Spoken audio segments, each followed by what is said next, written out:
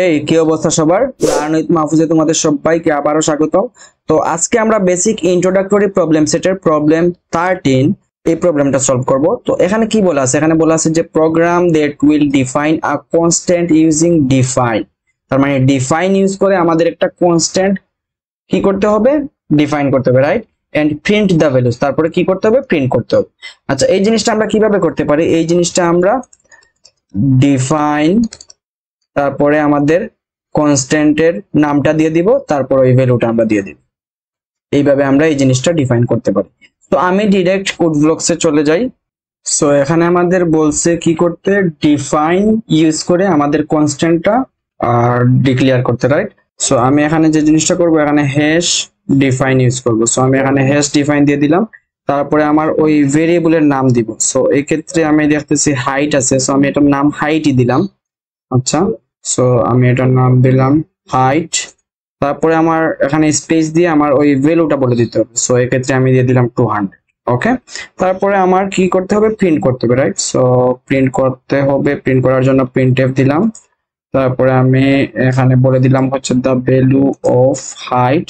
তারপরে এখানে ওই ভ্যালুটা প্রিন্ট করবে। সো এখানে দেখতেছি আমার কি ডাটা টাইপ হচ্ছে, এটা হচ্ছে গিয়ে মানে ইন্টিজার ডাটা টাইপ। সো এখানে বলে দিলাম হচ্ছে %d। তারপরে আমি এখানে ওই ভেরিয়েবলটা পাঠিয়ে দিলাম হাইট। সো আমি যদি এখন এটাকে রান দেই, সেক্ষেত্রে দেখবো 200 প্রিন্ট করতেছে। ওকে, তারপরে আমার এখানে বলছে দ্য ভ্যালু অফ পাই। আচ্ছা, আমি এখানে কাজ করি, এটাকে একসাথে করি। এখানে আবার আমি আরেকটা হ্যাশ ডিফাইন দিলাম, তারপরে এটার নাম দিলাম সাপোজ পাই। এই ভ্যালুটা কত? 3.14। সো এখানে দিয়ে দিলাম 3.14। এখানে এখানে কিন্তু আমার কোনো ডাটা টাইপ বলে দিতে হইতেছে না, রাইট? এখানে শুধু আমি হ্যাশ ডিফাইন ফাংশন ইউজ করে একটা কনস্ট্যান্ট ভেরিয়েবল এখানে আমি ইনিশিয়ালাইজ করে দিতে পারতেছি। এখানে কিন্তু আমার করা লাগতেছে। আর এখানে আমি যখন হ্যাশ ডিফাইন ফাংশন ইউজ করে এটা যখন বলে দিতেছি, ইন ফিউচার আমি কিন্তু এই পাই ভেরিয়েবলের ভ্যালু কিন্তু চেঞ্জ করতে পারবো না। আচ্ছা, সেই জিনিসটা আমরা পরে দিতেছি। আমি এখন আবার আমি প্রিন্টএফ ফাংশনকে কল দেই, তারপরে আমি এখানে বলে দেই হচ্ছে দা ভ্যালু অফ পাই।